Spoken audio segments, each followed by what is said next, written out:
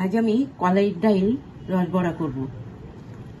এটা কলাইয়ের ডাল, এটা আমি রাত্রি ভিজিয়ে রেখেছি, সকালে তুলে নিয়েছি। তুলে এই ছালটা আমি ছাড়িয়ে নেবো, কালো ছালটা ছাড়িয়ে ফেলবো। ভিজে গেছে, এবার আমি খোসা ছাড়িয়ে নিচ্ছি। দেখুন এতটা ছাড়িয়ে ফেলেছি। এবার আমি ডালটা মিক্সিতে বেটে নেব। আপনারা চাইলে বিউলির ডালও করতে পারেন, তাহলে আর খোসা ছাড়াতে হবে না। দেখুন আমি চিনিটা জলে দিয়ে রস করে নিচ্ছি, জ্বালিয়ে নেবো কিছুক্ষণ। চিনি জ্বালিয়ে রস করে নিয়েছি। এবার ডালটা আমি বাটা হয়ে গেছে, খানিয়ে নিচ্ছি। দেখুন এবার দেখুন তেল আমার গরম হয়ে গেছে।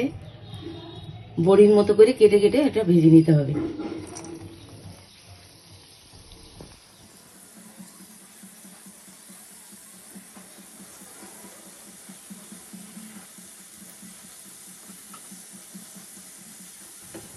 বড়া আমার ভাজা হয়ে গেছে, আমি নামিয়ে নিচ্ছি।